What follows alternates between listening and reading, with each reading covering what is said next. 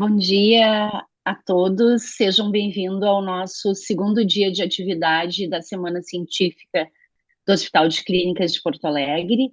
Meu nome é Eneida Rejane Rabelo da Silva, sou professora titular da Escola de Enfermagem da URGS, atualmente na diretoria de pesquisa, como chefe do Serviço de Pesquisa Clínica do Hospital de Clínicas de Porto Alegre.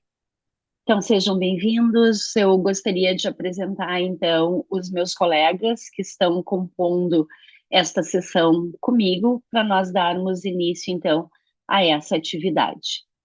Nós fizemos uma pequena alteração, então, nessa atividade de hoje. Nós vamos começar, então, com o Dr. Regis Goulart Rosa.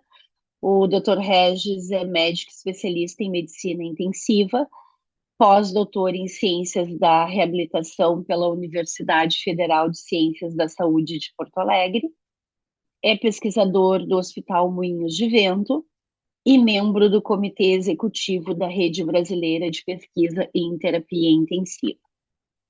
Na sequência, então, temos o Dr. Camilo Darcy, é professor permanente do Programa de Pós-Graduação em Educação na linha de pesquisa Educação, Cultura e Produção de Sujeitos na Universidade de Santa Cruz do Sul. É coordenador do Internato de Saúde Coletiva e professor da mesma área no curso de Medicina. É vice-líder do grupo de pesquisa Políticas Públicas, Inclusão e Produção de Sujeitos e editor-chefe da revista Reflexão e Ação do PPG Edu. O Dr. Camilo também é membro da Rede Brasileira de Letramento em Saúde e da International Health Literacy Research Network, coordenada pela FUDA University of Applied Science and Technical University em Munique. Temos também compondo a nossa sessão o Dr. Daniel Ampierre, é professor adjunto do Departamento de Saúde Coletiva da nossa Universidade Federal, professor do programa de pós-graduação em Cardiologia e Ciências Cardiovasculares da nossa universidade e coordenador do Laboratório de Atividade Física, Diabetes e Doenças Cardiovasculares do Hospital de Clínicas. Desenvolve estudos sobre atividade física e saúde e estudos metodológicos. Então, dando início de imediato, eu chamo o Dr. Regis, então, que vai nos falar sobre ensaio clínico em cluster, step do EDGE, racional, desenho e análise. Dr. Regis, você tem 20 minutos.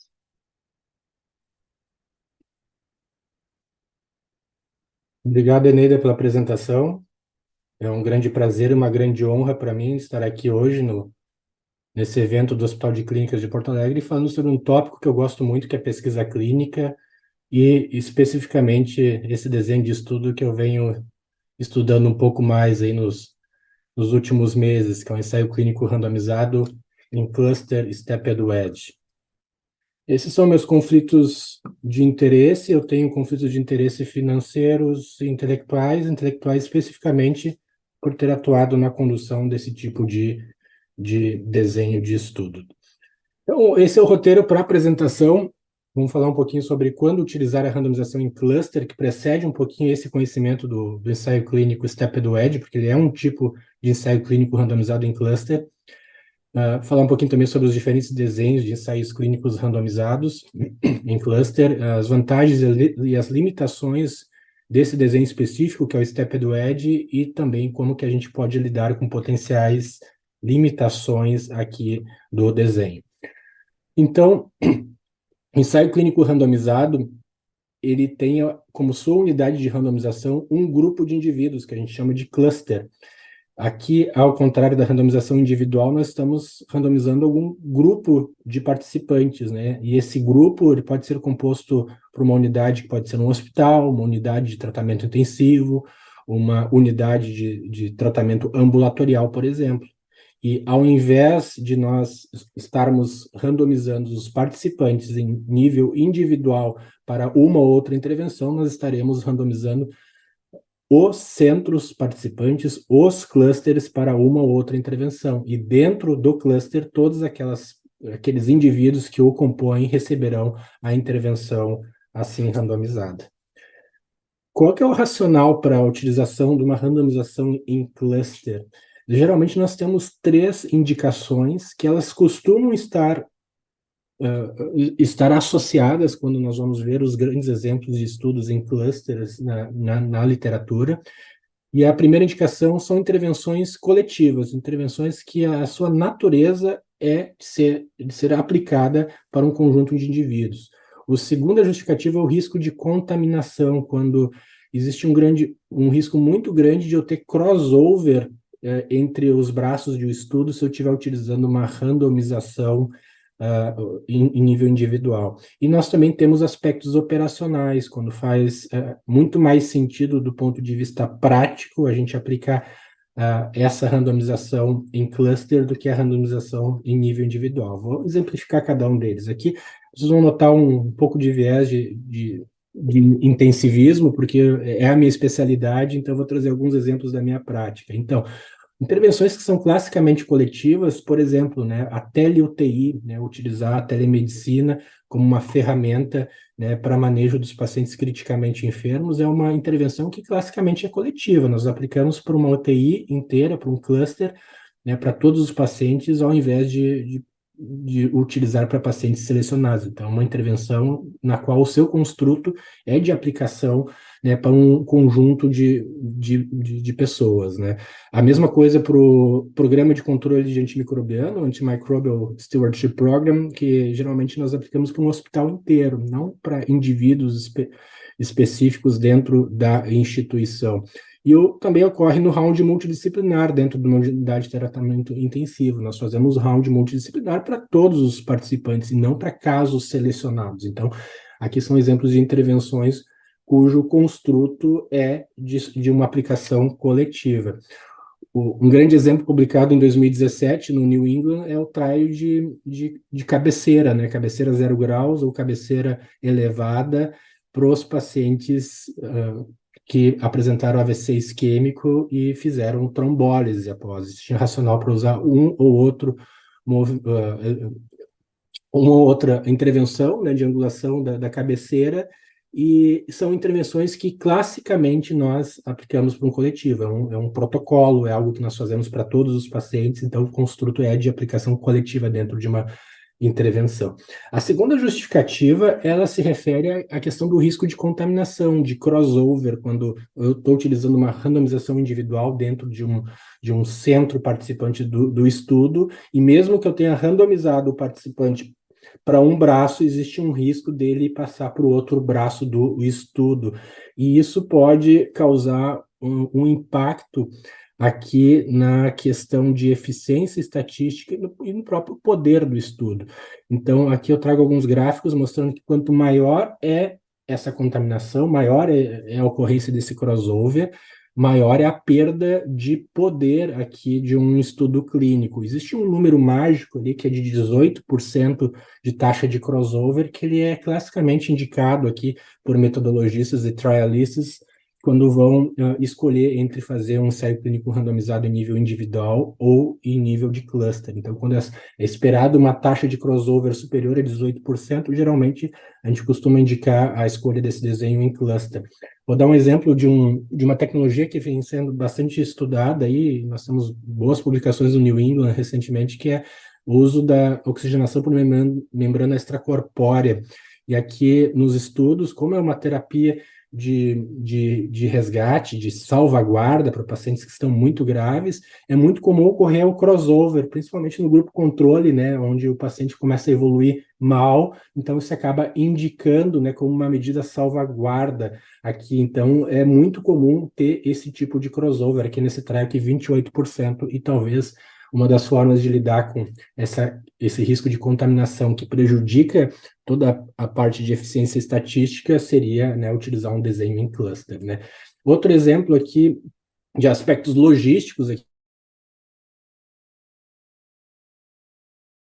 UTI, que nós publicamos no JAMA, que é um ensaio clínico, né, randomizado em cluster, aqui cluster crossover, onde nós comparamos o modelo de visita flexível na UTI com o modelo de visita usual das instituições participantes. Então, aqui tinha um aspecto logístico, é muito difícil, dentro de uma unidade de tratamento intensivo, eu liberar as visitas para um grupo determinado de participantes e não liberar para outros, por questões de equidade, né? Então, mesmo num contexto de estudo clínico, isso poderia gerar muito ruído, né, e muita insatisfação. Então, para tornar o estudo logisticamente mais execuível aqui, foi optado aqui por um desenho em cluster.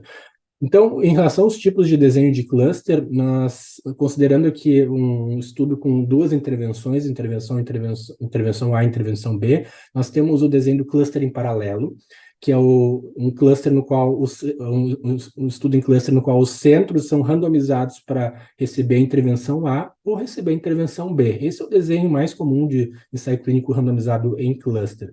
Nós temos o estudo de cluster crossover, no qual os clusters são randomizados a duas sequências de intervenções, intervenção A seguida pela intervenção B, ou intervenção B seguida pela intervenção A.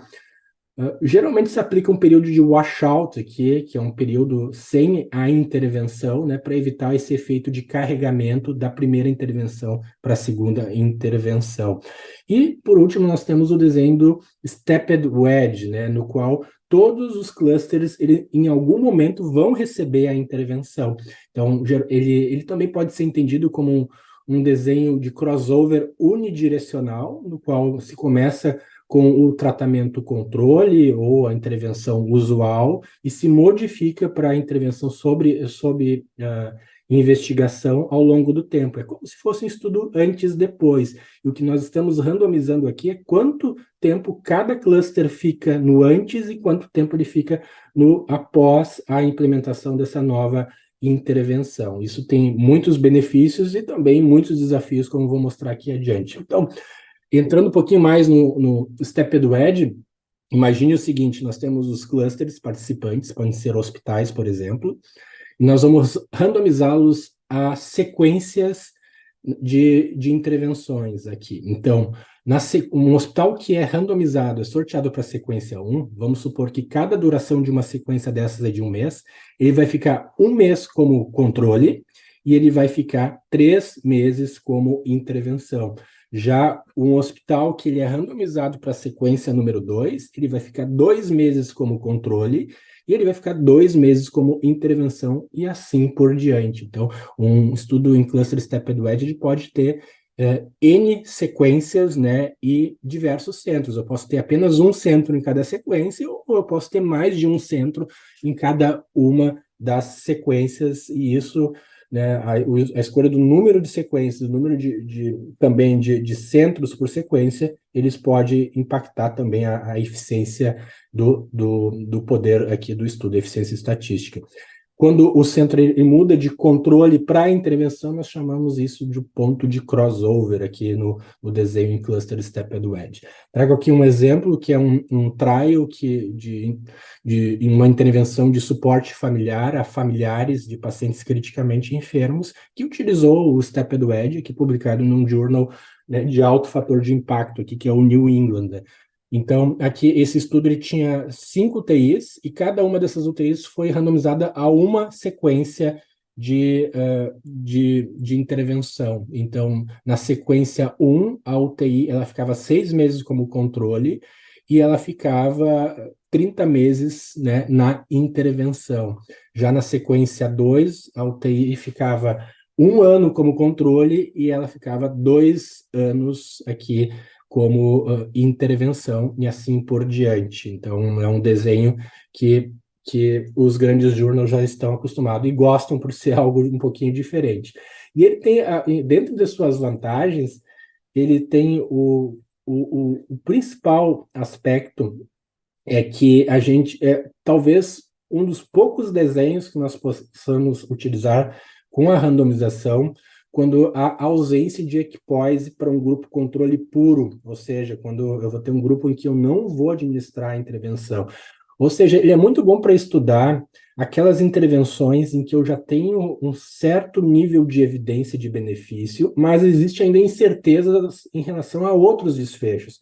Vou dar um exemplo, a gente está conduzindo um estudo em stepped wedge no Programa de Apoio ao Desenvolvimento Institucional do SUS, o PROAD-SUS, uma parceria do Moinhos de Vento com o Hospital Albert Einstein, de São Paulo, no qual a gente está fazendo um estudo STEP-EDUED para ver uma estratégia de reabilitação para pacientes que apresentaram insuficiência respiratória aguda hipoxêmica e precisaram de ventilação mecânica. Então, é uma estratégia de reabilitação em múltiplos níveis, né, em nível de UTI, em nível de enfermaria e também no nível ambulatorial, e nós já temos um certo grau de evidência que ela é benefício para desfechos de curto prazo. Nós temos já uma evidência, mas existe uma grande dúvida a respeito do impacto disso, né, em longo prazo. Será que isso reduz a rehospitalização, por exemplo? Essa é uma das nossas perguntas. Então, para responder essa questão e manter um desenho um pouquinho mais robusto, mantendo a randomização, a ideia aqui foi escolher, né, o STEP-EDUED. Então, ele é muito bom quando já tem um certo grau de evidência de benefício daquela intervenção,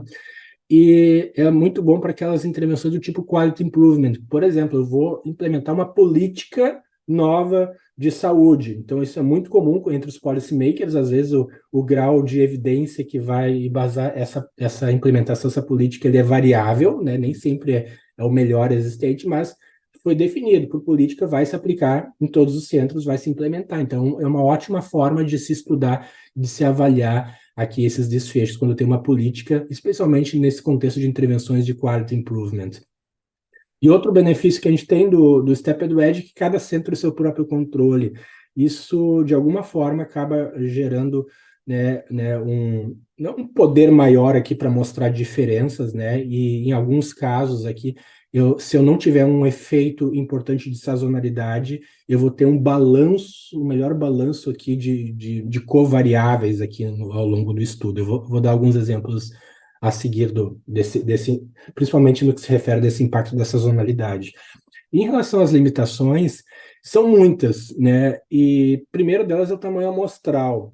Primeiro, uma randomização em nível individual, em termos de eficiência estatística, vai ser muito maior do que qualquer desenho em cluster. Então, sempre que a gente pode, para fins de economia, de gasto, se o estudo não tem aquelas indicações clássicas de ser realizado em cluster, a recomendação é de fazer um estudo por randomização em nível individual, porque é mais barato, eu vou precisar randomizar um número menor de participantes. Então, estudos em cluster geralmente precisam de um tamanho amostral muito maior, porque a gente precisa lidar com a questão da correlação intracluster. Se essa correlação é muito grande, então, se os indivíduos são muito parecidos dentro de cada cluster em relação à ocorrência do desfecho, isso pode ser um problema e eu precisar de um número muito grande de clusters e de participantes aqui, em comparação ao estudo com randomização individual. A gente tem um risco de desbalanço de covariáveis, mas como assim, Regis? Tu acabou de dizer que cada centro tem o seu próprio controle, como é que eu vou ter um risco de desbalanço? Esse risco de desbalanço, ele ocorre principalmente se eu estou lidando com alguma situação, estou estudando alguma condição que ela é extremamente dependente aqui de sazonalidade. Então, se eu estou estudando, por exemplo, ciência respiratória, esse mesmo exemplo que eu dei do estudo que a gente está conduzindo, se eu estou conduzindo aqui um estudo nessa população, isso pode mudar se eu estou recrutando participantes no verão ou no inverno. Então, pode ter uma influência aqui no meu case mix, isso influenciar aqui em desbalanço de covariáveis. A gente tem risco de viés de seleção, vou comentar um pouquinho adiante, porque a gente tem quebra do sigilo de alocação, como é o caso para todos os estudos de cluster, então eu já sei para qual intervenção todos os participantes eles serão alocados. Eu tenho um potencial efeito de carregamento, porque ele é um estudo antes e depois, então eu posso ter um carregamento aqui da primeira intervenção influenciando a segunda, e talvez a maior limitação no contexto do Brasil, onde nós temos um processo regulatório que ele é um pouquinho mais demandante do ponto de vista administrativo, que é a questão que todos os centros têm que iniciar ao mesmo tempo. Então, eu tenho que estar com todos os centros aprovados do ponto de vista regulatório e todos os centros já iniciados, né, para que a gente possa iniciar o estudo, e isso, do ponto de vista logístico, às vezes é um grande problema.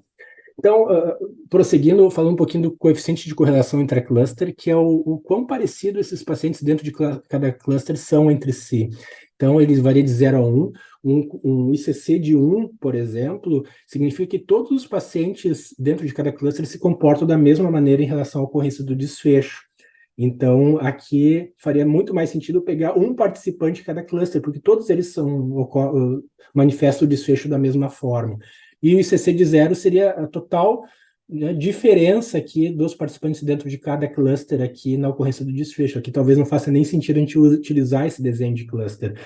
Mas a maioria dos casos, esse ICC está no meio do caminho, mas a mensagem que eu queria dar é que quanto mais próximo de 1 for esse ICC, mais sentido faz eu recrutar um número maior de clusters do que clusters com tamanho muito grande. Não preciso ter muitos pacientes, faz mais sentido aumentar o número de clusters aqui quando eu tenho ICC próximo de 1, e pode fazer mais sentido eu ter um número maior de pacientes por cluster, um tamanho de cluster maior, quando eu tenho ICC um pouquinho mais baixo, mais próximo de 0.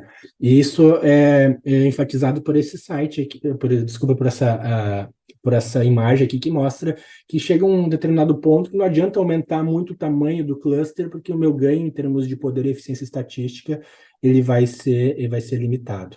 Então, geralmente, né, faz mais sentido aumentar o número de clusters do que aumentar o número de participantes por cluster, especialmente quando eu tenho um ICC, um coeficiente de correlação intercluster um pouco mais alto.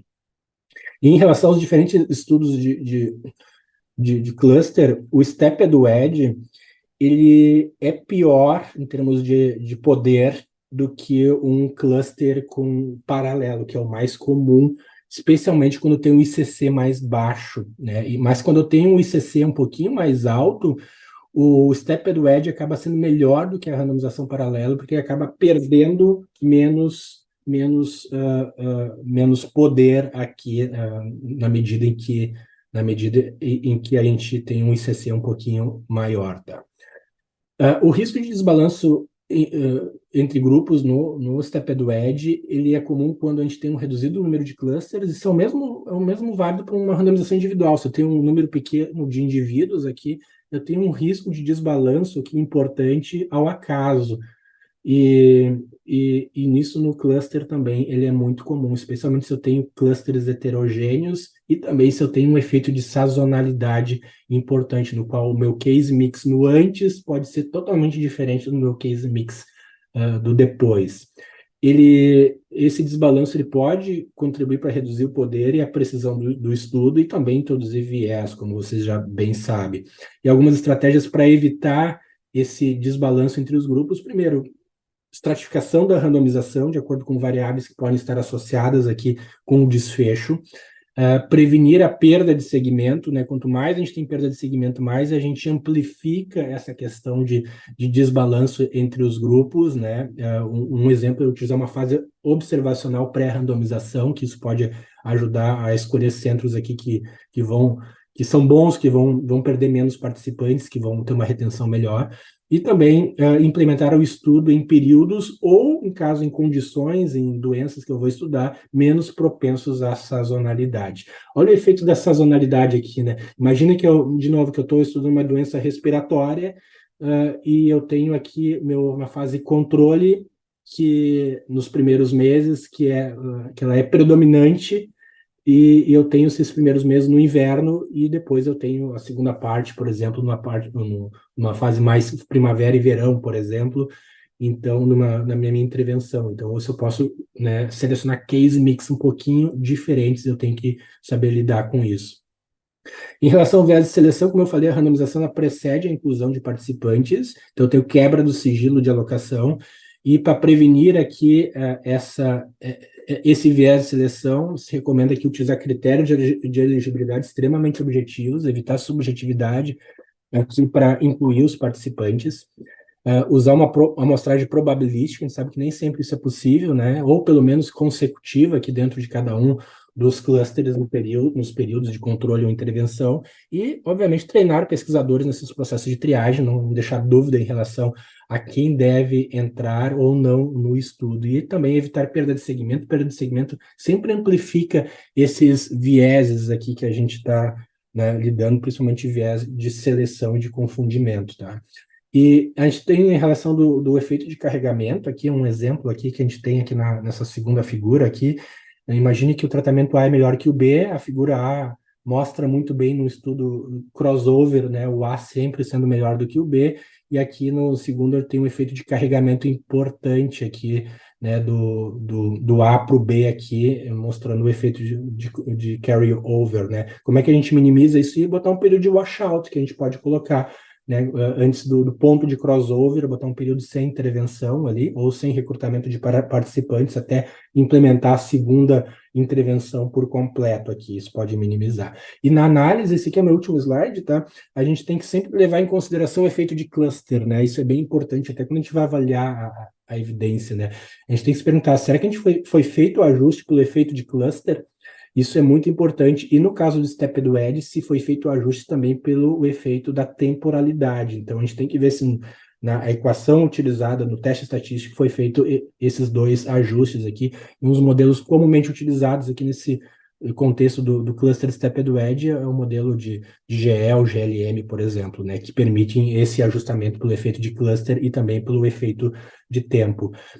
O ajuste de covariáveis, né, ele costuma ser regra aqui, a partir de uma análise ajustada, né, mesmo num ensaio clínico randomizado aqui, já antecipando que a gente pode ter um desbalanço, especialmente se eu tiver um efeito de sazonalidade importante, seja pela condição ou pelo o período que eu estou conduzindo. Talvez se eu esteja conduzindo um trial de doenças respiratórias, né, na cidade de Natal, onde eu já morei, lá onde todo ano é 25 a 30 graus, não faça muito sentido, né? Mas, né, locais que tenham, né, uma ocorrência de eventos muito dependente de sazonalidade, isso pode ser um problema. Muito obrigado pela atenção, fico disponível aqui depois para nossa discussão. Obrigada, obrigada, Regis. Eu vou passar de imediato, então, ao Dr. Camilo Darcy. O Dr. Camilo, então, vai conversar conosco sobre literacia em saúde no ciclo de estudos clínicos, comunicação eficiente para todos os participantes. Dr. Camilo, seja bem-vindo. Bom dia, tudo bom? Estou só abrindo aqui a apresentação.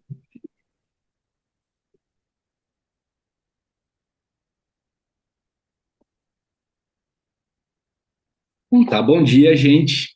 Em primeiro lugar, queria agradecer o convite, certo? Prazer estar aqui com vocês. E venho conversar um pouquinho sobre literacia em saúde no ciclo de estudos clínicos com comunicação eficiente para todos os participantes.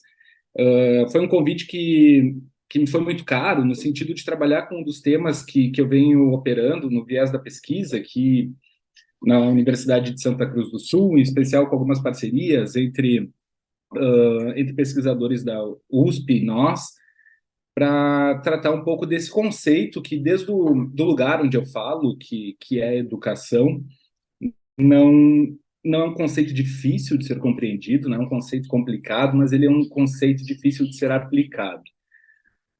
A literacia em saúde, então, trazendo aqui um pouco da questão conceitual que envolve, ela pode ser conhecida, né, como literacia, como letramento ou como alfabetização em saúde.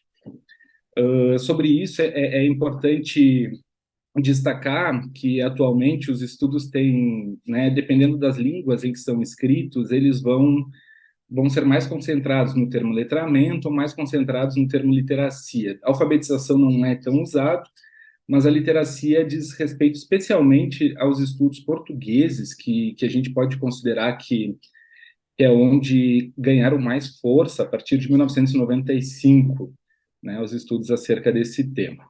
O letramento, então, tem sido trabalhado aqui no Brasil, e eles dizem respeito, né, à capacidade que os indivíduos, né, têm de buscar, compreender e avaliar e dar sentido às informações, visando ao cuidado de sua própria saúde ou de terceiros. Essa é a definição que a Fiocruz tem usado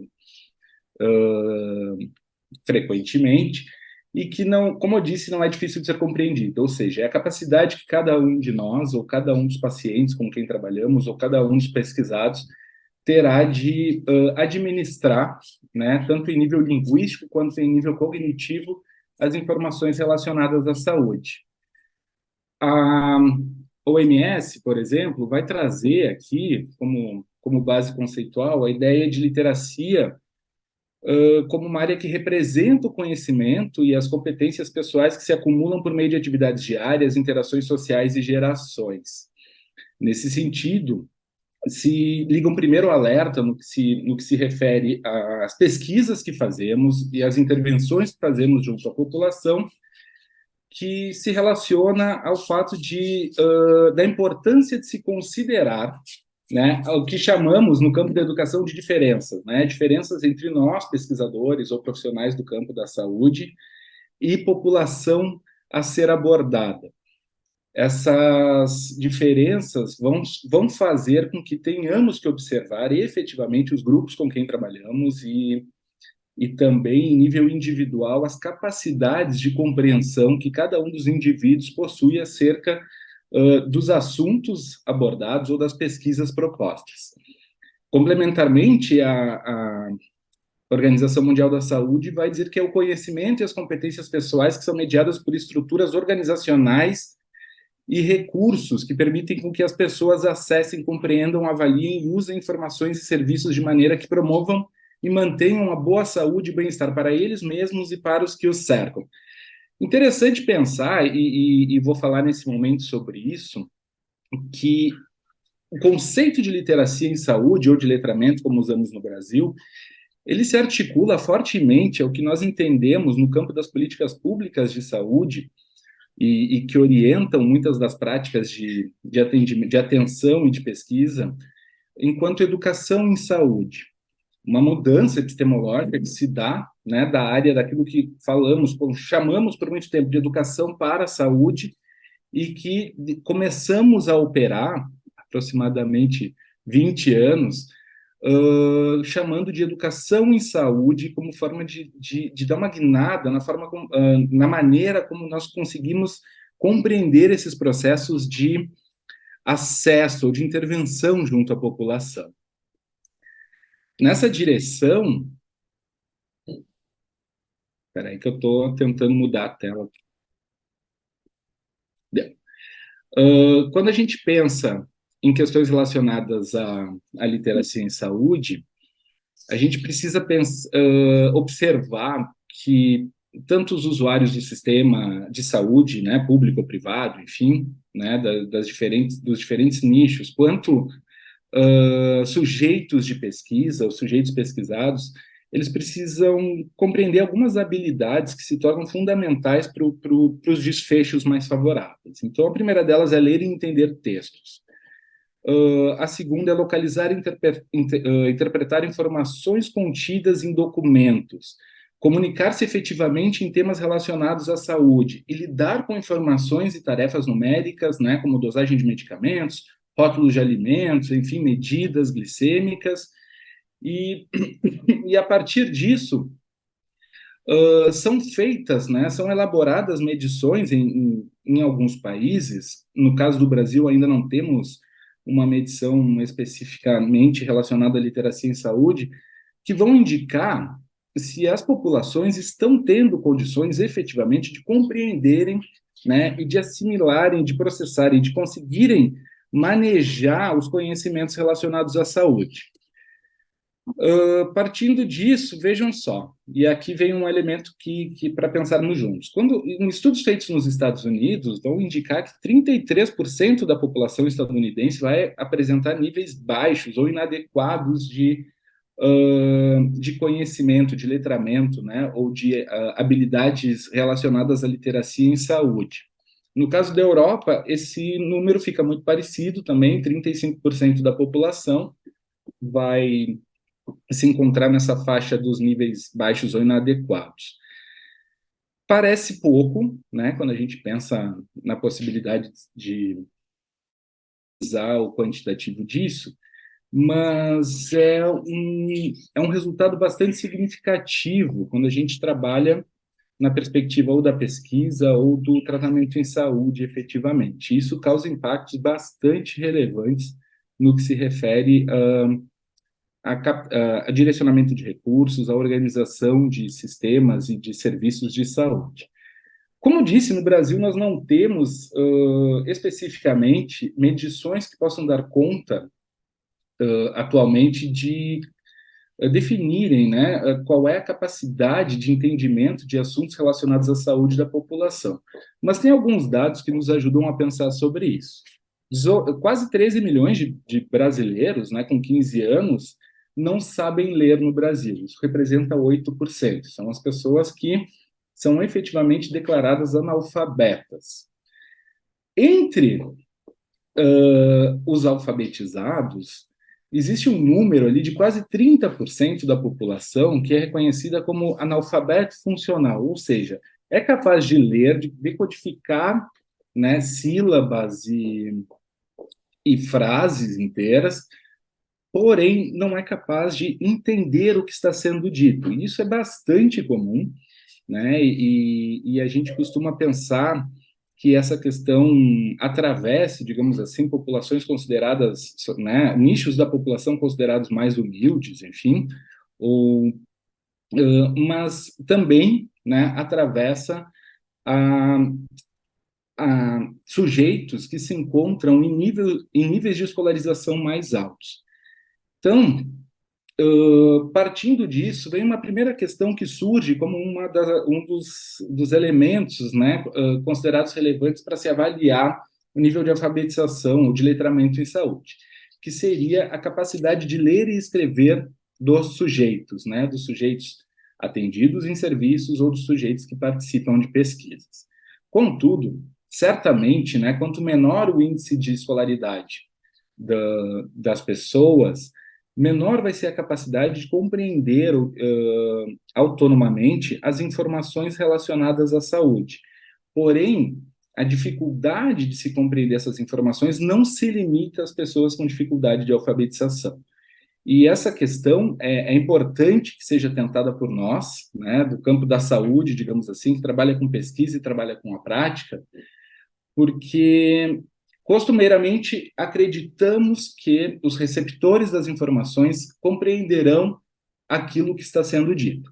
No campo dos estudos linguísticos, que se relacionam fortemente à ideia de literacia em saúde, é comum se pensar que dentro da língua, né, da língua de cada um dos países, enfim, dentro da língua portuguesa brasileira, existem diferentes nichos de linguagens.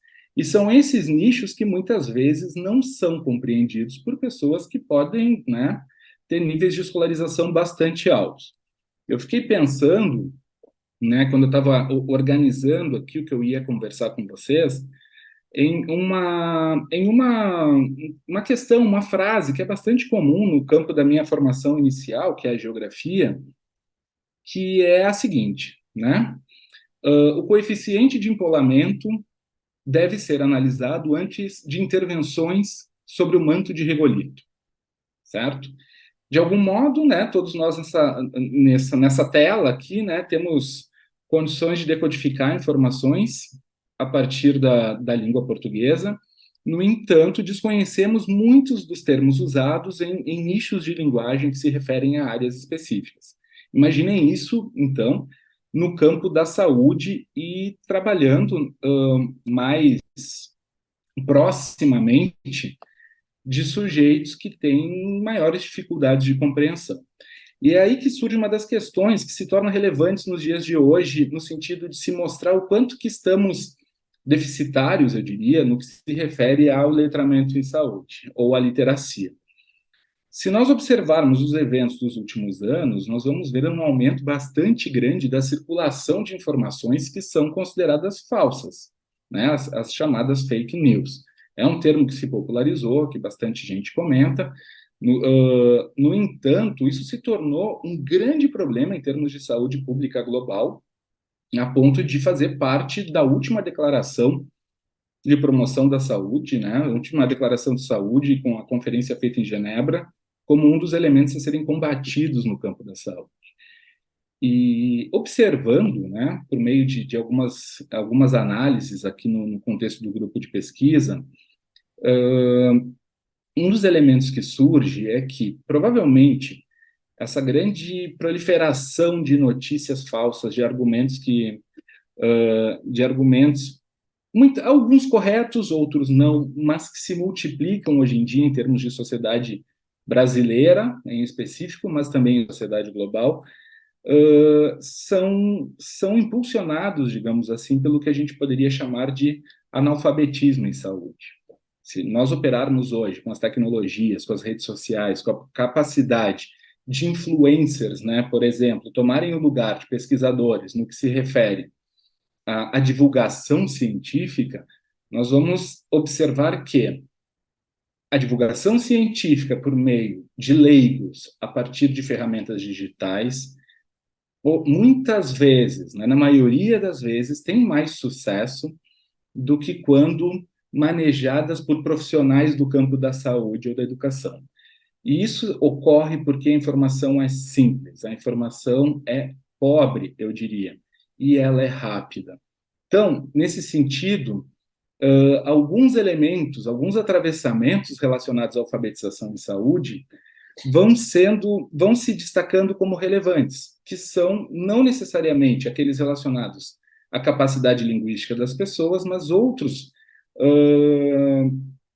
marcadores como posicionamento cultural, posicionamento econômico, posicionamento político, enfim, que vão fazendo com que as informações mais simples e mais rápidas sejam tomadas como verdade e impactem diretamente as ações que são desempenhadas tanto na atenção quanto na pesquisa. Um exemplo disso, se nós puder, assim, pensando em termos de transformação e que eu acho que atravessa de forma bastante significativa o meio médico, é a questão de buscas no Google, que acontecia, que era mais frequente alguns anos atrás, continua sendo muito frequente, mas era o que se destacava anos atrás em relação a tratamentos e dinâmicas, né, médicas. Tanto que a gente costumava brincar, o Dr. Google sabe tudo e sempre acaba, né, em problemas muito graves. E isso começou a causar alguns enfrentamentos, especialmente para quem trabalhava com consultas, com atendimento direto com pacientes. Hoje em dia, para além do Google, nós temos todas as redes sociais que atravessam nessa direção. Os problemas associados, então, a essa questão relacionada à falta de letramento ou às deficiências de literacia em saúde, vão dizer respeito aos impactos econômicos que podem ser ocasionados, ou seja, nos Estados Unidos, a última pesquisa feita, houve uma perda de 120 milhões de dólares relacionados à falta de informação, à falta de capacidade de compreensão de informações em saúde pela população. Isso causa prejuízos bastante grandes, né, num país como os Estados Unidos. Imagine num país como o Brasil, que tem um recorte de recursos e de verbas ali que é um pouco mais dificultado. Nesse sentido, eu pulo para o terceiro item ali, que vai falar de um dos nossos grandes problemas, por exemplo, que é a dificuldade de acesso aos sistemas de saúde, né, especialmente no que se refere ao SUS, né, ao Sistema Público de Saúde. O que a gente observa hoje no campo da saúde coletiva é que grande parte dos usuários desconhece ou não tem condições de compreender os caminhos que devem ser seguidos e as etapas que devem ser cumpridas, né, no sentido de tratamentos que possam ser eficazes para suas demandas. Além disso, há uma maior necessidade de comunicação adaptada e direcionada para os usuários, né, para os pacientes e para os pesquisados. Partindo disso, eu vou entrar na questão dos estudos clínicos, efetivamente, e que, a partir de alguns autores, né, quando a gente pensa no ciclo dos estudos clínicos, né, nós temos 5 etapas ali, por exemplo, né, que vão ser as chamadas de descoberta da pesquisa, o recrutamento dos pesquisados, o consentimento, o desenvolvimento do estudo e a finalização do estudo. E nessas 5 fases, os processos de letramento, de literacia em saúde são extremamente relevantes. E aqui vem um ponto que eu deixei passar antes, mas que antes de explicar esse quadro que eu trago da Cassis, né, de Washington, um elemento que precisa ser compreendido com clareza é que o letramento ou a literacia em saúde não diz respeito à comunicação em saúde. Por outro lado, diz respeito a um processo educativo em saúde. E é isso que transforma a prática, né, a prática do conceito em algo tão complicado nos dias de hoje, né, a partir de diferentes perspectivas.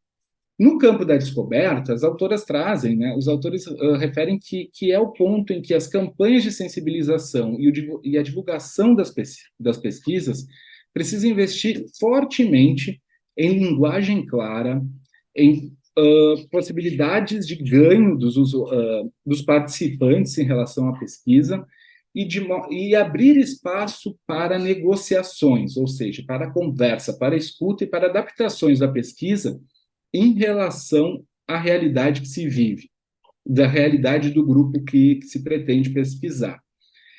Na fase do recrutamento, que seria a fase seguinte, também é necessário que exista uma clareza muito grande, né, em relação aos convites que são feitos e aos roteiros que serão elaborados junto à equipe. De algum modo, para que as pesquisas clínicas consigam funcionar como se propõem e de modo a serem positivas também para os sujeitos participantes da pesquisa, a produção, a transformação das informações relacionadas ao estudo devem ser transformadas em práticas educativas, de modo a fazer com que todos compreendam bem e signifiquem o que está sendo proposto. No que se refere ao consentimento, para além, né, daquilo que os pesquisados vão se propor a fazerem, é importantíssimo que ele seja debatido, que ele seja negociado no momento de leitura e de assinatura dos consentimentos, não apenas no que se refere, eu diria, à parte de compreensão, porque se espera que nessa fase já se tenha compreensão do que será o estudo, mas também em termos legais, daquilo que os participantes poderão ou não recorrer depois, alegando que não houve entendimento ou que não houve compreensão. Isso tem sido bastante comum também, né, no campo das pesquisas, das consultas médicas, tem movimentado um grande número de processos em nível nacional, especialmente no estado de São Paulo, relacionado à falta de compreensão de pacientes, né, no que se refere aos tratamentos e orientações. E isso tem que ser pensado também no campo da pesquisa.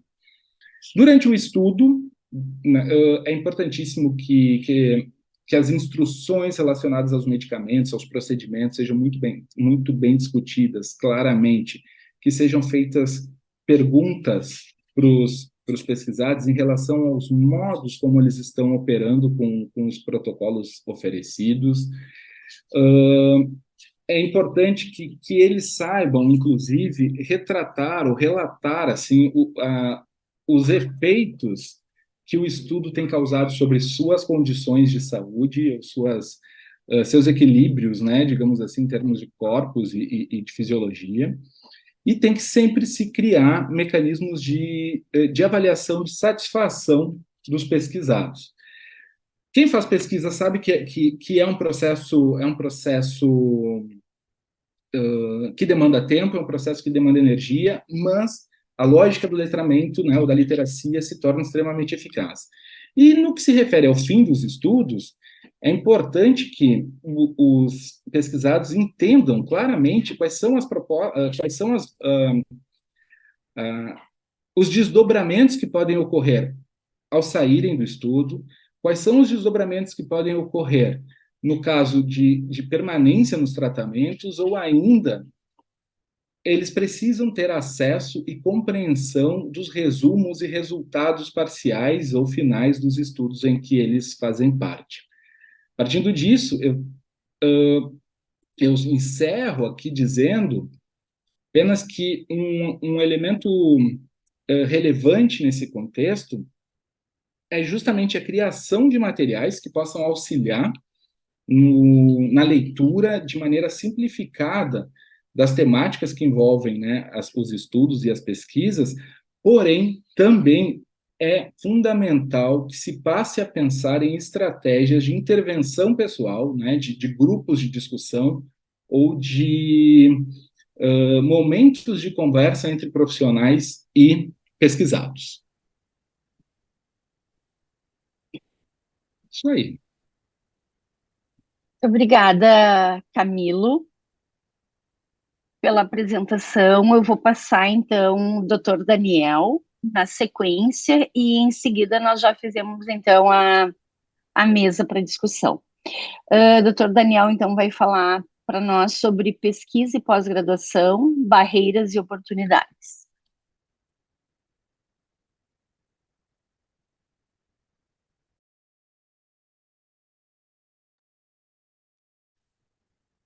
Ok, bom dia. Compartilho.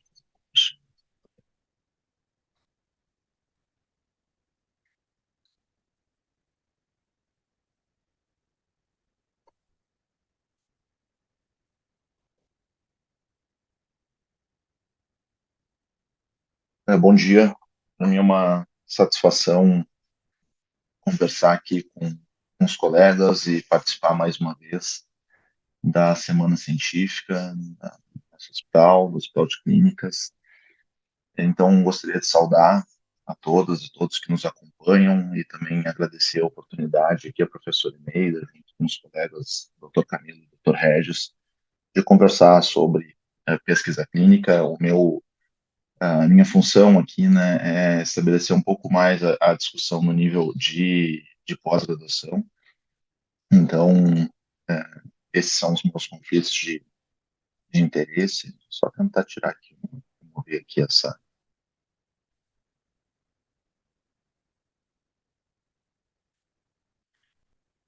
São todos conflitos de interesse financeiros para o recorte dos últimos 3 anos, e eu espero que não influenciem demais nas minhas percepções, mas além de serem certamente potenciais conflitos de interesse, também representam o meu local de fala.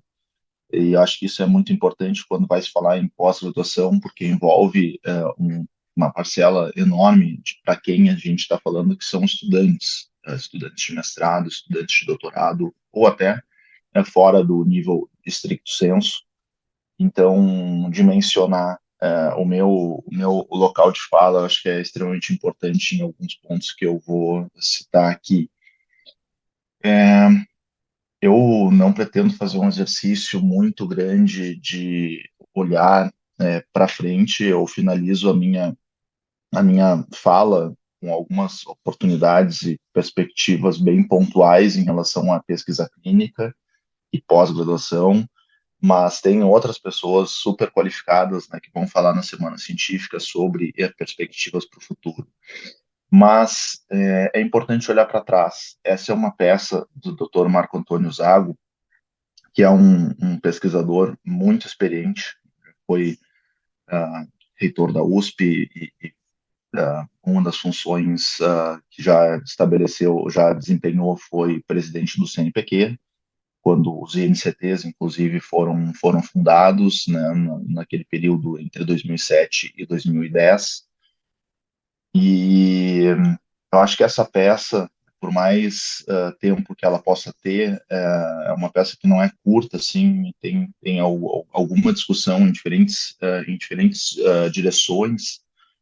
Ela é muito ainda contemporânea. E aqui eu só trago um trecho que eu gostaria de ressaltar em relação à pesquisa clínica, e eu acho que a pós-graduação tem um papel essencial nisso, que é quando o professor Zago comenta que talvez o elemento central no planejamento e desenvolvimento científico na área médica, aqui a gente poderia substituir por pesquisa em saúde, eu poderia ampliar, uma liberdade aqui de ampliar, deva ser o de reforçar a necessidade de adquirir nossa própria experiência. O Brasil precisa obter seus dados próprios, seus próprios dados, formular políticas próprias e resolver problemas específicos do país. Então, a partir dessa perspectiva que eu estabeleço a base um pouco mais forte para o que eu vou discutir, e acho que nesse sentido é importante refletir se a nossa pós-graduação prepara para a pesquisa clínica ou mesmo beneficia, né, e de qual forma beneficia a pesquisa clínica. Bom, um dos títulos da minha fala é sobre barreiras, né, são barreiras e oportunidades, mas eu vou começar pelas barreiras para então a gente transpor depois elas e transformar algumas em oportunidades. Eu refletindo, né, sobre isso, eu selecionei aqui 5 pontos que eu entendo como barreiras da pós-graduação para a pesquisa clínica. E o primeiro, eu acho que é no nível de treinamento. Ainda tem poucos programas específicos de pós-graduação para poder, né, preparar para as diferentes dimensões de pesquisa clínica que estudantes possam depois desempenhar, mas especialmente em relação a pesquisas com desenvolvimento de produtos investigacionais e de fármacos, mais especificamente, para evolução em ensaios clínicos. Eu vejo que os currículos de pós-graduação precisam ser depois complementados, certamente dão uma base muito boa e forte de pesquisa e de metodologia científica, mas talvez por espaço realmente de currículo, por tempo, não se aprofunda pontos em relação às metodologias, né, por exemplo, de ensaios clínicos que podem ser desenvolvidas. Eu acho que tem alguns programas no país que conseguem ter espaço e o foco em pesquisa clínica para isso, mas como já exposto aqui pelo Regis e também pelo Camilo, existem várias complexidades, desde o nível do delineamento até o nível da compreensão do participante, que são complexas de entender e também de abordar na solução, na possível solução de metodologia que vão ser usadas nos estudos. Eu acho que os programas de pós-graduação não têm um treinamento tão aprofundado para isso. Além disso, o descompasso em relação ao tempo da pós-graduação e da pesquisa clínica. Isso não é sempre verdade, mas é muito comum. É muito comum que a pós-graduação não consiga acompanhar com agilidade e também não consiga ter a longitudinalidade necessária em relação à pesquisa clínica. O que se vê, né, em pós-graduação e pesquisa clínica? São projetos.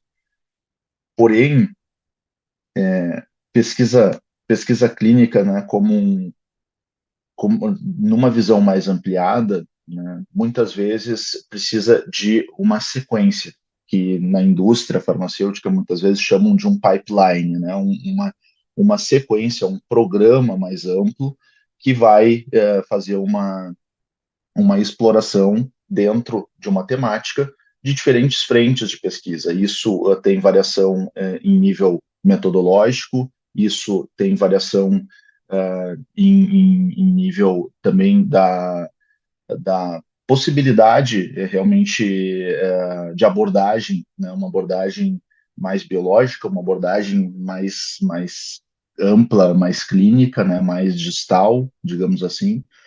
E a pós-graduação, o tempo da pós-graduação, na prática, um mestrado é 2 anos e um doutorado são 4 anos. Muitas vezes, para definir com o devido cuidado uma abordagem metodológica, esse tempo pode ser de 6 meses a um ano, incluindo uma dificuldade ou complexidade regulatória, incluindo várias incertezas e a necessidade de exploração metodológica para então se poder escrever um protocolo, só que o tempo para o estudante pós-graduação, os grupos de pesquisa, o tempo está andando e muitas vezes então fica curto, tá? Então essa, num modelo, né, super assim simplificado, essa é uma talvez dificuldade, talvez seja das mais frequentes. Além disso, a gente tem um financiamento público que é limitado para um risco maior. Então, pensando pesquisa clínica como desde a investigação mais básica de insumos até propostas mais ampliadas voltadas à implementação em nível de saúde pública, esses programas eles sempre têm risco a forma de financiamento público muitas vezes não prioriza de uma forma também mais ampla, vamos dizer, para um horizonte temporal de 5 a 15 anos, um financiamento que se relacione com as prioridades nacionais, que também, muitas vezes, quando surgem, e esse é um dos pontos discutidos no artigo que eu mostrei inicialmente do professor Zago, quando se colocam prioridades em nível nacional, geralmente esses documentos eles são extremamente amplos, né? Então talvez seja mais interessante pensar em prioridades e capacidades institucionais para programas mais arrojados de pesquisa. Por fim, a gente tem métricas acadêmicas e científicas que muitas vezes não beneficiam a pesquisa clínica em programas de pós-graduação. Os coordenadores são muitas vezes colocados na função principalmente de uma exploração quantitativa da produção e a pesquisa clínica é, é um campo que tem várias frentes de qualificação que não necessariamente ou tão diretamente vão impactar no número de artigos, por exemplo. Então, eu acho que a gente tem um certo descompasso entre práticas que deveriam ser valorizadas na pesquisa clínica e métricas que são valorizadas numa forma bastante restrita no meio acadêmico. E, por fim, mas não menos importante, é a mentoria na pós-graduação. Ontem nós estávamos num curso, também vinculado aqui na Semana Científica do hospital, onde a gente discutia os aspectos éticos, e eu acho que os últimos 10 a 15 anos mostraram, né, que a complexidade de se fazer pesquisa no país e a seriedade necessária colocam o modelo de terceirização da pesquisa para estudantes de pós-graduação como algo inapropriado e obsoleto.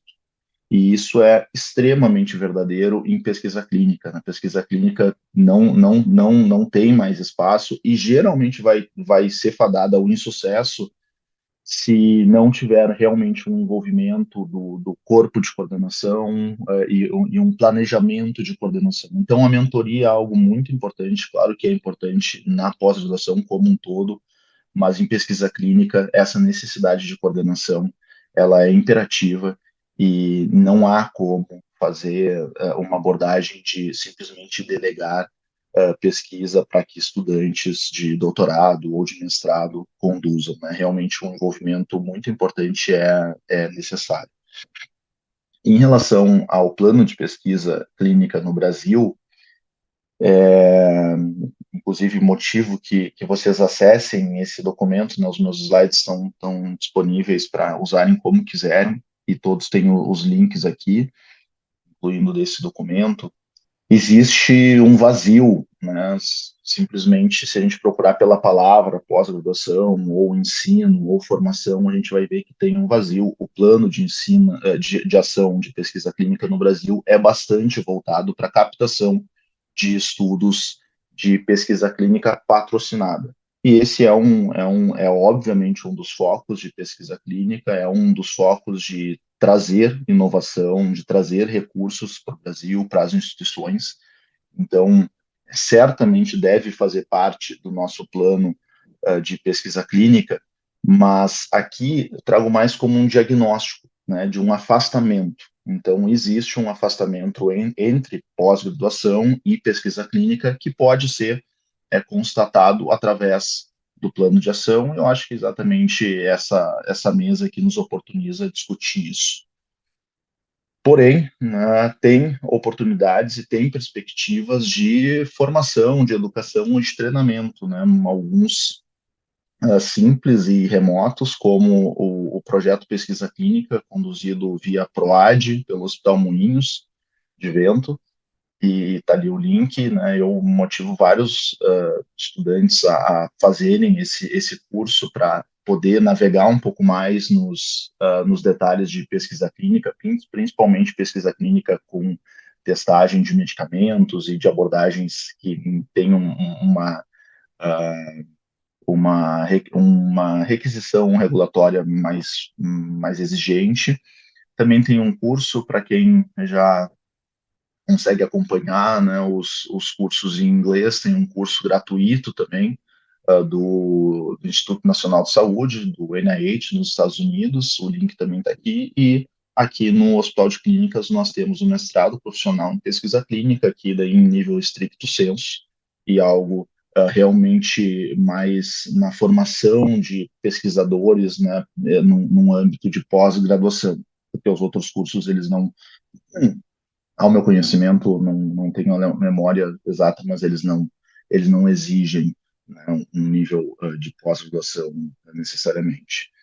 Bom, eu falei de uma forma um pouco mais ampla, né, sobre a pesquisa clínica, e agora, na segunda metade, é pensar como é que a gente se relaciona com isso, tanto na nossa cultura institucional, quanto também em possíveis caminhos futuros. Bom, em relação à URGS, né, e também ao Hospital de Clínicas, acho que não quero aqui fazer nenhuma apresentação sobre planejamentos estratégicos, essa é a imagem do Plano de Desenvolvimento Institucional da URGS, do nosso PDI, mas a gente vê uma necessária, né, relação e indissociabilidade entre ensino, pesquisa e extensão.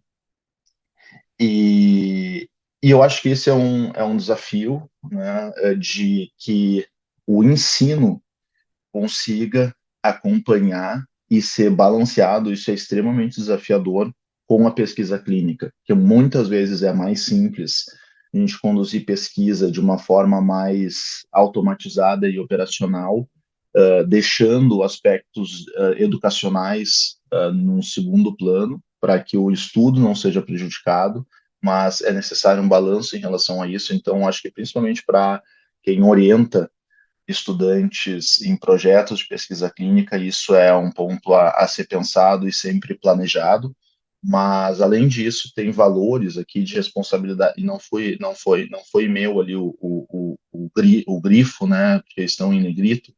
Tem valores relacionados à responsabilidade social, transparência e inclusão na universidade, que são extremamente importantes na área da pesquisa clínica.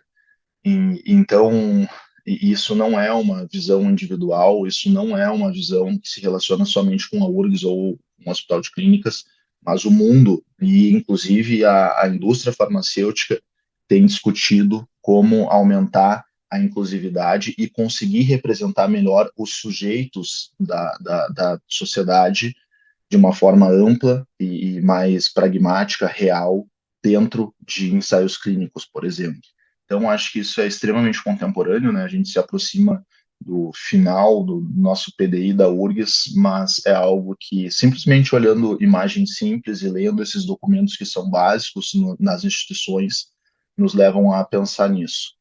E trazendo também no nível do Hospital de Clínicas, esse é a imagem, né, do plano de negócios e gestão estratégica do PNGE, do hospital.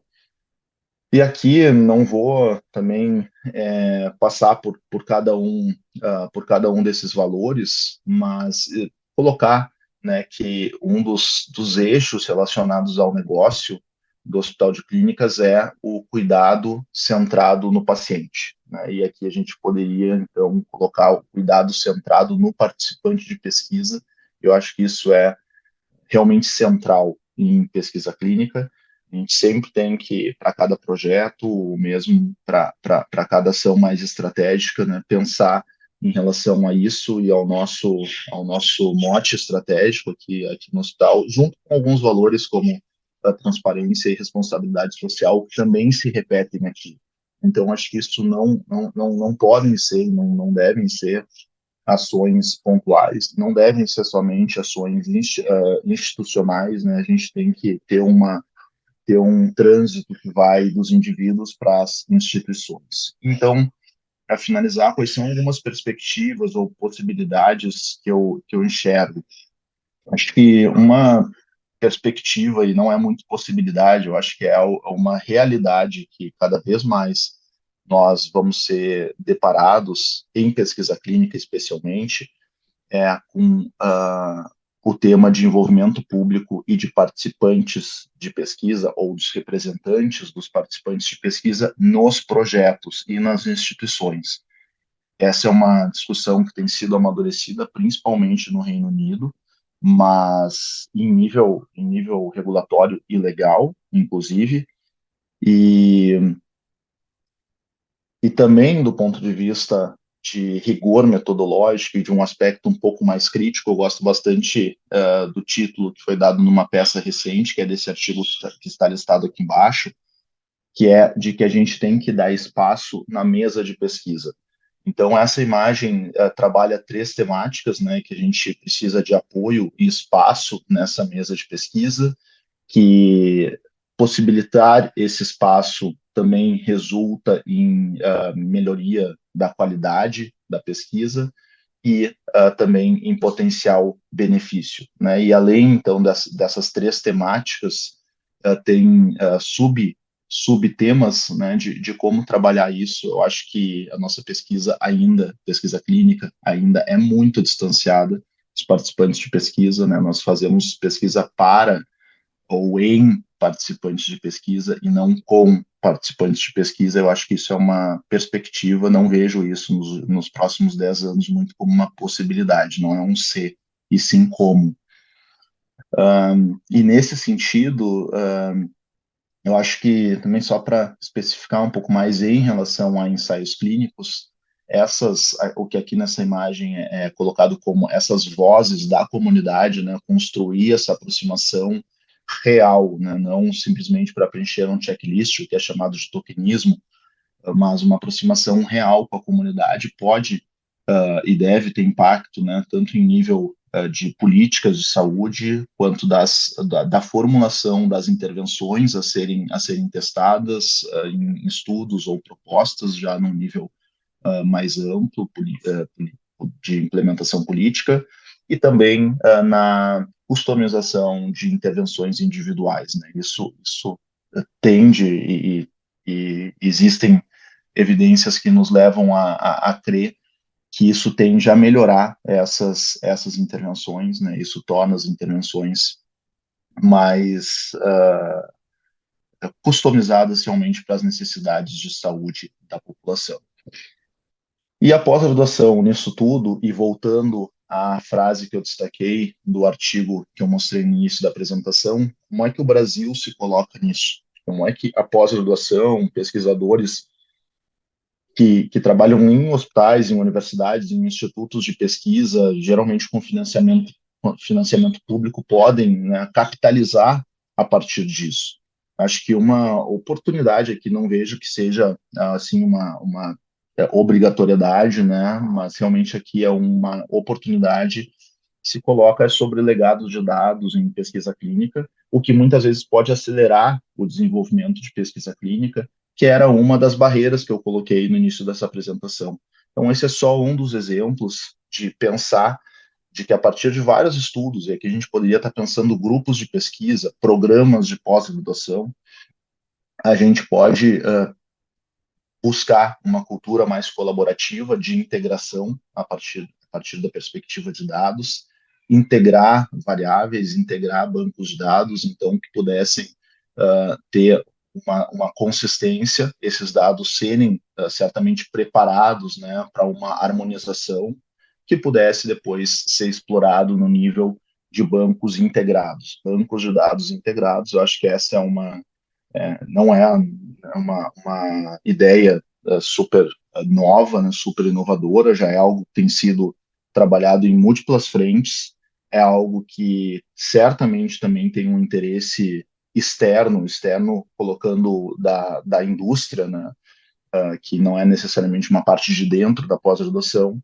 e eu acho que também compete, né, a gestores das instituições de saúde esse balanço, né, pensando realmente em benefício da sociedade como produto final, mas eu acho que é uma oportunidade que pesquisadores em nível de pós-graduação têm a possibilidade, a competência técnica para fazer essa aproximação, só que, claro, depende de um planejamento estratégico, depende de uma vontade institucional também e talvez até em nível mais amplo de políticas de educação para que a gente possa avançar nessa área.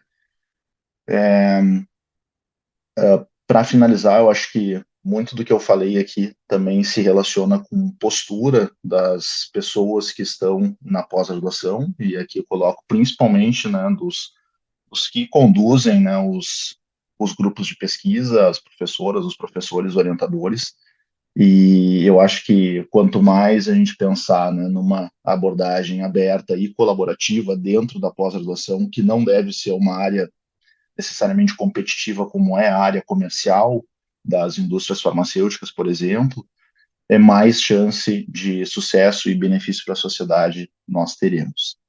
Obrigado.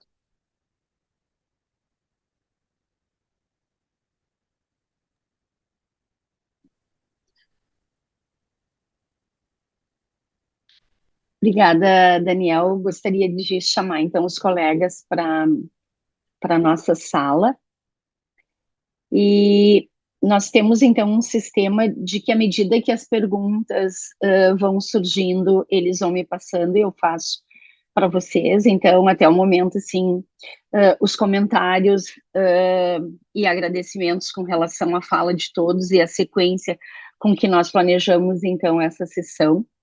Então, queria agradecer a todos por se manterem no tempo, por abordarem a encomenda que nós fizemos com relação à temática e por todos, assim, trazerem, eu diria assim, um certo desconforto de que nós temos potencialidades dentro do nosso país, potencialidades que nós precisamos ainda desbravar, precisamos buscar, colaborar, e bastante desafiadora, assim. Essa última do Daniel, então, de pesquisa e pós-graduação, para nós que estamos todos aqui, né, dentro de programas, eu acho que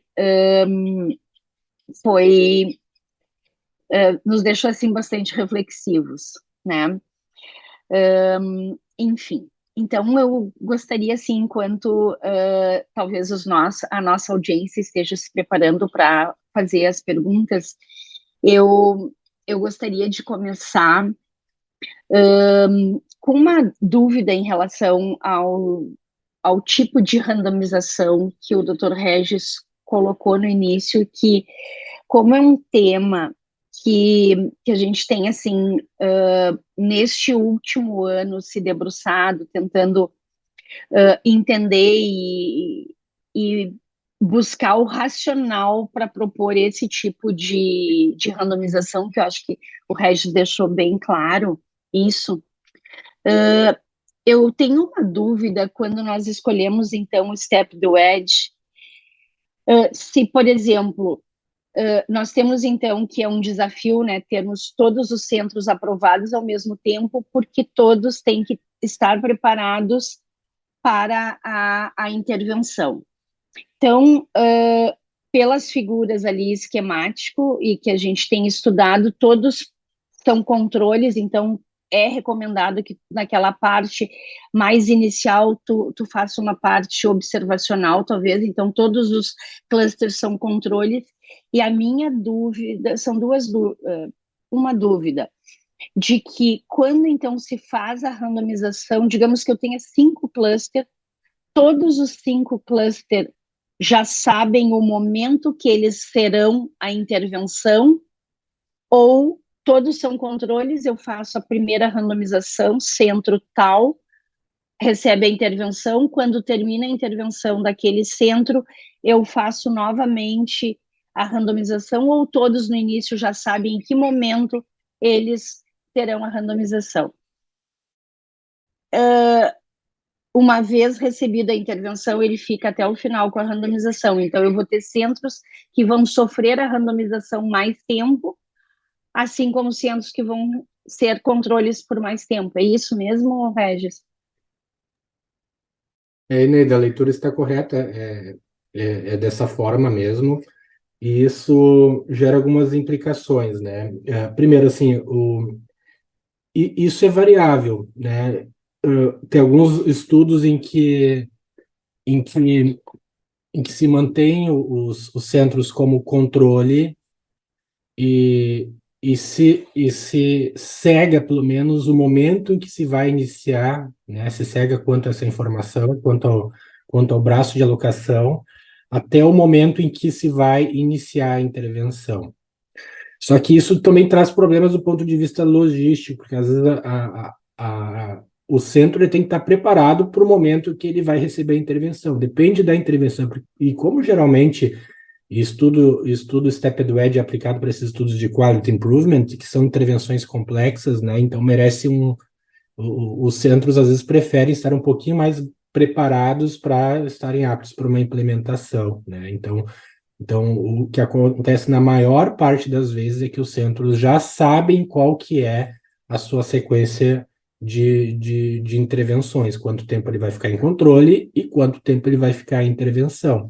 Então, isso também gera alguns desafios logísticos, porque quando a gente está se tratando de um quality improvement, então, a grande parte dos centros, eles querem iniciar logo. Mas eu preciso ficar todo o tempo, eu quero começar agora. Então, tem que ter esse comprometimento. Primeiro, tem que ver se é ético, né? Se é aceitável eu ter esse tempo de espera, né? Até a implementação, ou se seria, se não é ético, talvez deveria implementar logo para todo mundo e fazer um estudo observacional, talvez com comparação de dados históricos. A gente vai perder a questão da qualidade metodológica, mas isso é algo que na prática a gente vê muito isso aí dos centros, eles acaba criando uma certa ansiedade, mas tem que ter um certo grau de comprometimento de respeito daqueles períodos, né, da randomização. Então, isso é notório. E uma vez que iniciou a intervenção, o centro ele permanece, né, com a intervenção até o final do estudo, né? E geralmente o Stepped Wedge ele é utilizado nesses contextos onde vai ser muito difícil voltar atrás após a implementação. Então, geralmente, essas políticas, né, de saúde, né, uma implementação de um protocolo específico de tratamento de uma determinada condição. Então, nesses casos, a gente acaba utilizando o Stepped Wedge. Na teoria, parece ser um desenho bastante interessante, né, porque a gente consegue ter um desenho mais robusto, ter respostas mais precisas a questões de pesquisa nessas situações onde eu tenho um certo grau de evidência ou se já tem uma decisão a respeito de implementação. Por outro lado, é um desenho que eu costumo preferir, entre os desenhos de cluster, os outros desenhos, né? Um cluster paralelo ou um cluster crossover até mesmo, né? Porque nós temos esses desafios que são muito mais logísticos para a implementação, né? Principalmente essa questão regulatória, eu tenho que aprovar todos os centros antes de iniciar. Se eu estou falando de um estudo com aproximadamente 20 clusters aí, eu estou falando de algo entre 3 e 6 meses de fase regulatória antes de poder fazer a iniciação dos centros, né? Então, tem que ter todo esse controle e comprometimento de cada um dos centros de respeitar os timeframes da implementação. Eu tenho que ter uma equipe muito bem coordenada para respeitar aquelas datas para implementar o estudo, a fase de intervenção. Então, ele gera uma série de desafios né, operacionais de pesquisa, né, e isso acaba tornando, né, às vezes, um pouquinho até mais complicado. E como eu mostrei, né, lidar com os vieses desse estudo também requer uma grande atenção, né, de cuidar essa questão da sazonalidade. Se estou lidando com uma doença que ela é muito sazonal, né, então equalizar os períodos do estudo de forma que eu tenha igual distribuição dos períodos que possa influenciar no case mix, de uma forma que isso, né, não interfira tanto, né, no risco de desbalanço, né, ter esse planejamento, né, de ter uma análise, uma randomização estratificada, de ter uma análise ajustada para lidar com esses potenciais desbalanços e lidar com critérios muito objetivos para lidar com aquele que eu acho o principal problema de estudos em cluster, que é a questão do viés de seleção. A gente tem a quebra do sigilo de alocação, alguns autores até questionam, será que isso é randomizado mesmo? Porque o benefício da randomização ele é mantido na medida em que a gente mantém o sigilo de alocação. Na medida que a gente quebra o sigilo de alocação, eu tô predisposto ao investigador, seja voluntária ou involuntariamente, com a maioria das vezes, escolher os casos, né? Então, será que eu estou com um trial realmente randomizado, né? Então, essa é uma crítica que existe aos estudos em cluster, né, como um todo. Mas são esses desafios operacionais que nós temos, mas ainda assim, ele, se bem conduzido, ele pode trazer respostas legais para perguntas que a gente não teria possibilidade de ter um desenho um pouquinho mais rigoroso aí para ter essas respostas. Especialmente quando eu acho que ele é positivo quando vem aquelas implementações de policymakers, né? Ó, tem que fazer isso e ponto final, porque a gente considera que é bom e a gente avalia o nível de evidência, uma evidência muito fraca, especialmente se eu estou lidando com uma terapia que é de alto custo, então vale a pena investir no step do edge. Eu acho que quando você está colocando muito dinheiro, em uma intervenção, uma política de uma intervenção que essa balança de custo-utilidade ela é um pouco incerta, talvez valha a pena investir um pouquinho mais e ter um bom step do edge. Tá bem, muito, muito interessante assim mesmo o método de randomização e obrigada por trazer assim, acho que esta reflexão assim e talvez essa necessidade, talvez assim não uma novidade, mas quando a gente buscou, eu e o Daniel, a gente estava conversando sobre essa mesa e a gente fez uma busca na literatura e a gente vê assim que nos últimos, acho que foram 3, 4 anos, né, Daniel, que começaram a ter mais estudos com esse tipo, mais ensaios clínicos com esse tipo de randomização. Então, a gente ainda vê que é recente e eu acho que desafiador, assim, principalmente eu fico pensando em PROAD, que tu tem que desenvolver o estudo nas 5 regiões do Brasil. Então, eu só imagino a complexidade, assim, da coordenação do estudo para reduzir esse número assim de viés que a gente acaba sendo exposto, né? Bom, a gente tem assim muitos elogios, né? Acho que as pessoas assim que estavam assistindo se sentiram atualizadas, contempladas. Eu tenho uma pergunta pro Camilo, vou deixar o Daniel por último, que é da casa. Camila, a gente estava assim no nosso grupo da diretoria de pesquisa, assim, lembrando que alguns anos atrás a gente já estudou sobre isso, sobre, né, literacia, enfim, a gente vê que a gente não teve grandes evoluções ao longo, tá ouvindo?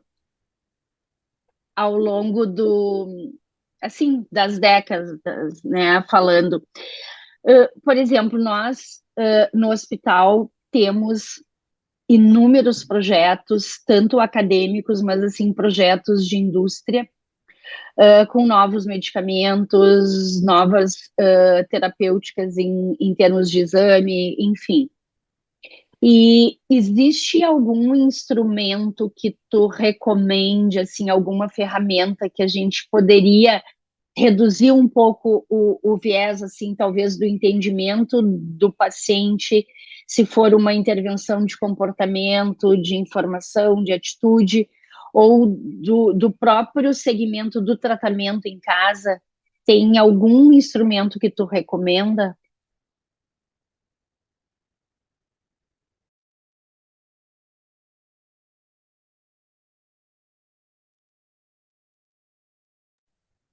Acho que não estamos ouvindo, Camilo, eu não. Não sei se os outros. É.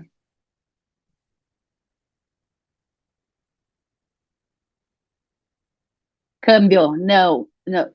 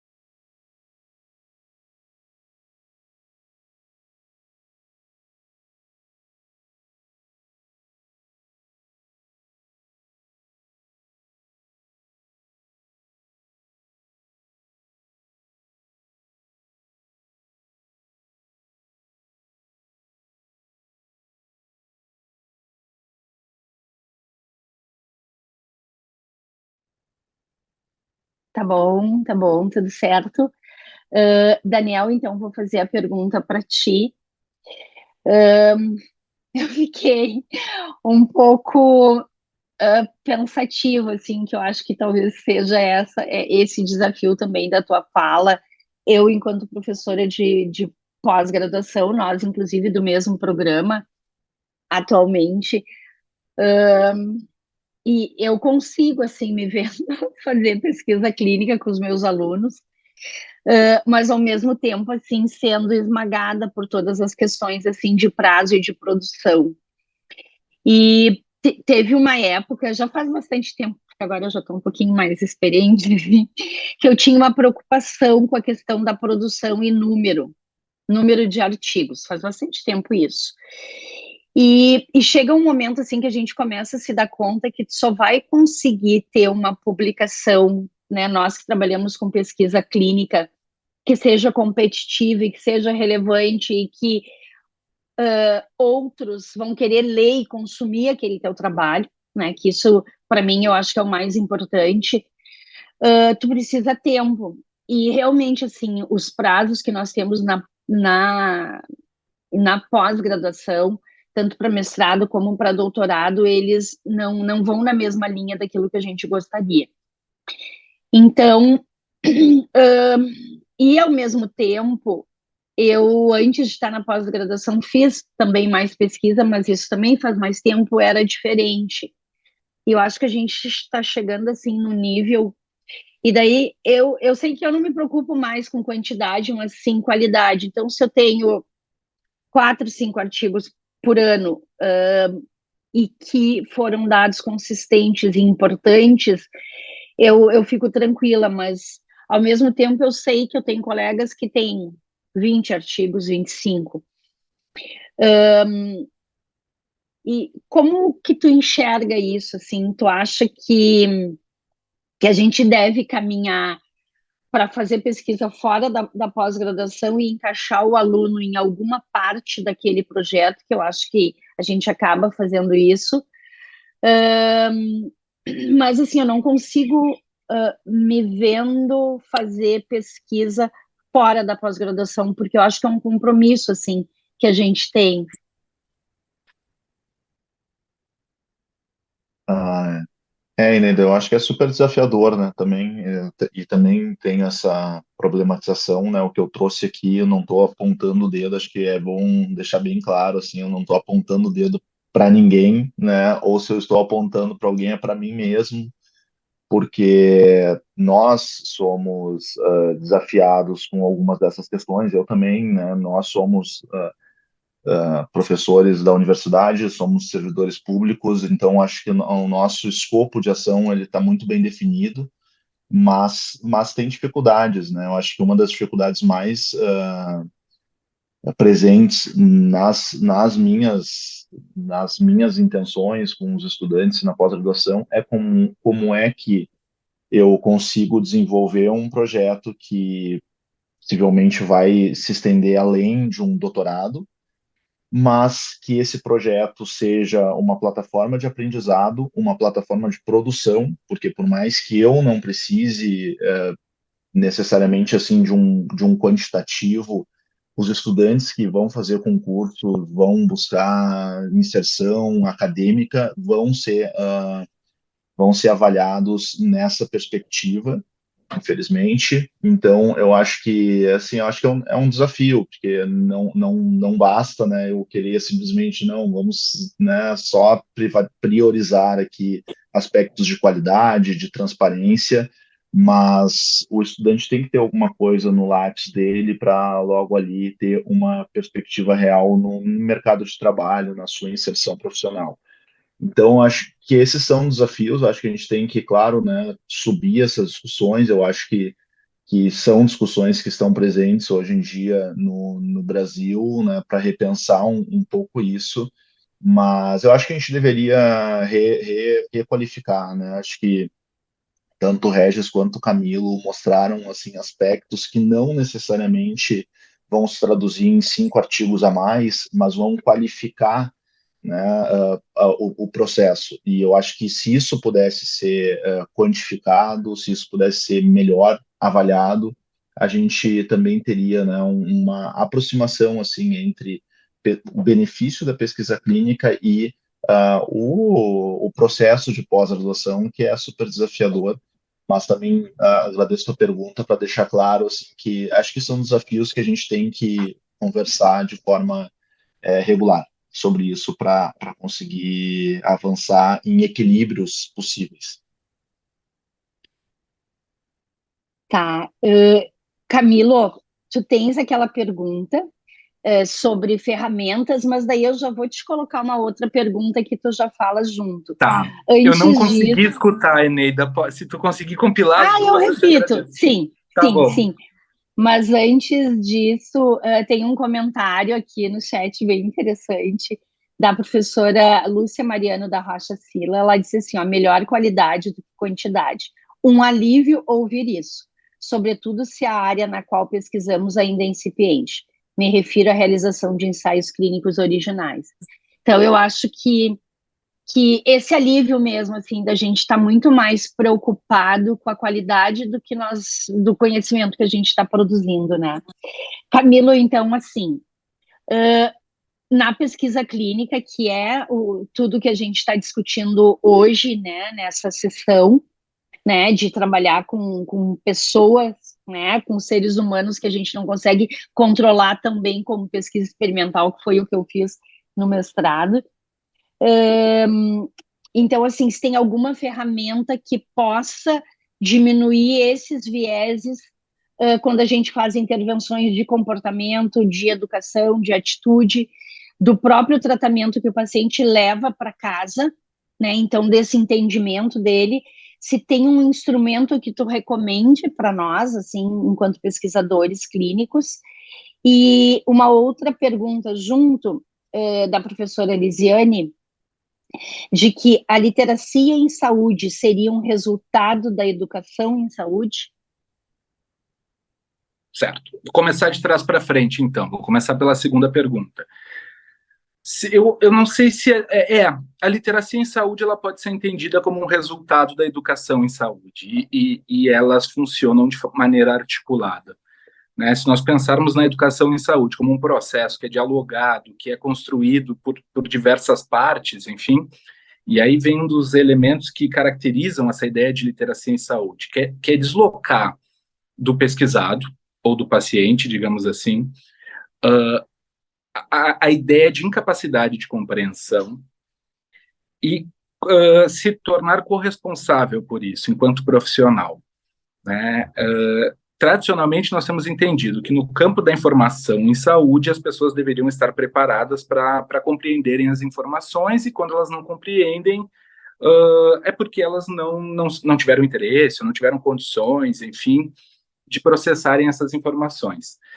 Na perspectiva da literacia em saúde, é um processo coletivo, não apenas com um usuário ou um pesquisado, mas se relaciona a grupos, se relaciona à sociedade, e, portanto, se adequa muito à ideia de educação em saúde, que é dialogada e construída, né, em conjunto.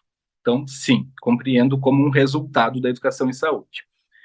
Em relação à primeira pergunta dos instrumentos, existe uma série de instrumentos, né, que eles são definidos, nesse momento eu até não vou lembrar dos nomes, mas eles são definidos por códigos, né, que são espécies de questionários, enfim, alguns questionários com 70 questões, outros com 40, que vão ajudar a mensurar quantitativamente, né, para pesquisa isso acaba sendo relevante, para pesquisa quantitativa, vão mensurar as capacidades de compreensão, né, dos pesquisados ou dos pacientes em relação ao que se é tratado, né, por diferentes áreas, por diferentes intervenções. No entanto, talvez venha daí, né, um olhar um pouco diferente. O que eu entendo como educador, né, como profissional do campo da educação, é que esses instrumentos, eles auxiliam, né, eles podem ser construídos e outros mecanismos precisam ser desenvolvidos a partir da relação interpessoal. certo?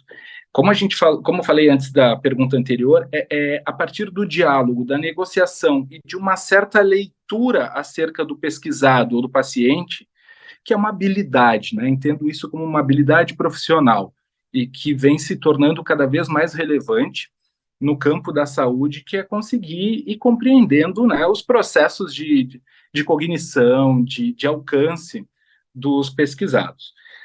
Então, assim, são recomendados, né, no sentido de uma espécie de bula, assim, documentos, materiais informativos, folders que sejam produzidos a partir de linguagem simples, vídeos, enfim, que possam ir fazendo que os pacientes ou os pesquisados tenham acesso quando quiserem. Mas eu complemento isso com a questão da relação humana, do diálogo e da conversa, que me parece se torna mais eficaz. Certo, eu estou vendo aqui que a gente já passou um pouquinho do horário, mas eu gostaria de fazer um fechamento, então, desta sessão, agradecer, então, a disponibilidade do Dr. Regis, Dr. Camilo, Dr. Daniel, por estarem aqui conosco, que prontamente aceitaram. Eu acredito, assim, que todos que puderam se organizar para assistir às apresentações hoje, né, aprofundaram ou aumentaram o seu nível de conhecimento sobre o assunto. E a pesquisa, assim, para nós que estamos nessa área, me parece, assim, para mim, foi um caminho, assim, só de ida, porque é apaixonante. Eu acho que a gente se sentir como um profissional que contribui para melhorar a saúde, para aliviar sintomas, para tornar o paciente mais confortável dentro de uma condição clínica. Eu acho que isso é muito gratificante, eu acho que isso faz parte, assim, principalmente de nós que estamos nessa área, nos desafiando a cada dúvida que a gente tem em termos de produção do conhecimento. Então, eu gostaria de agradecer por todo o conhecimento que vocês compartilharam conosco nessa 1h30, e estamos à disposição na nossa instituição, no nosso hospital, na nossa universidade, para parcerias, para novas discussões. Então, tenham um bom dia, obrigada a todos que conseguiram ficar até o final, e muito obrigada por estarem aqui. Abraços e obrigada a todo o suporte aí da comunicação que nos auxiliaram nesta sessão.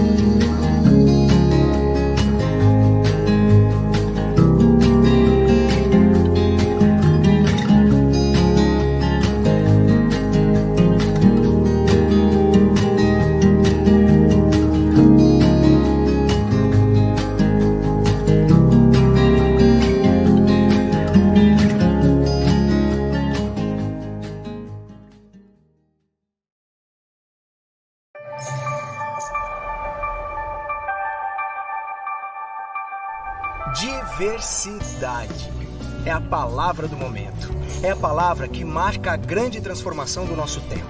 A constatação de que somos diversos e de que isso é muito bom. Todo mundo entende isso na teoria, mas onde está a nossa prática de respeito às diferenças? Tá para nascer país que seja tão diverso quanto o Brasil. Mas como nós, brasileiros, enxergamos essa pluralidade? De uma forma positiva ou negativa? Segundo um levantamento realizado para a BBC em 2018, dentre 27 nações, estamos na 7ª posição em intolerância. E para piorar, estamos nos tornando cada vez mais intolerantes. O estudo concluiu que 62% dos brasileiros percebem o país mais dividido e menos tolerante do que há 10 anos. E 45% assumem estar mais intolerantes hoje. E como essa intolerância se manifesta entre nós? 40% das brasileiras acima de 16 anos já sofreram algum tipo de assédio. A cada 13 minutos, uma pessoa negra é assassinada no país. O Brasil é o país que mais mata LGBTQI+, ao mesmo tempo em que tem a maior parada gay do mundo. 84% dos moradores de comunidades acham que sofrem preconceito. E você deve estar pensando, esse é o Brasil, mas eu não me encaixo nisso. Será? Pesquisas revelam que existe uma dissociação entre a identidade individual, aquilo que nós pensamos que somos, e a identidade coletiva, aquilo que pensamos sobre os brasileiros. Eu? O brasileiro. Parece que ainda precisamos abrir as portas para a prática da diversidade. Mas quais são elas? A primeira é a que nos leva da invisibilidade para a representatividade. Isso significa minorias representativas com mais voz e suas questões com mais foco. A segunda é a da irresponsabilidade para o comprometimento, ou seja, identidade coletiva. Você é integrante deste mundo, desta sociedade. Como você tem se incluído nesse contexto? E a terceira porta é a que nos leva da incoerência para a consistência. Quer dizer, assumir um compromisso com a diversidade não pode ficar só no discurso. Precisamos encontrar a união entre o que se diz e o que se faz. O respeito às diferenças é uma ação urgente para acompanhar as aceleradas transformações do nosso tempo. A natureza nos ensina, quanto mais diversa uma área, mais saudável ela é. O mesmo vale para as relações humanas. A interação entre pessoas diversas pode trazer muitos ganhos para todos. Diferentes origens e vivências resultam em mais criatividade e inovação.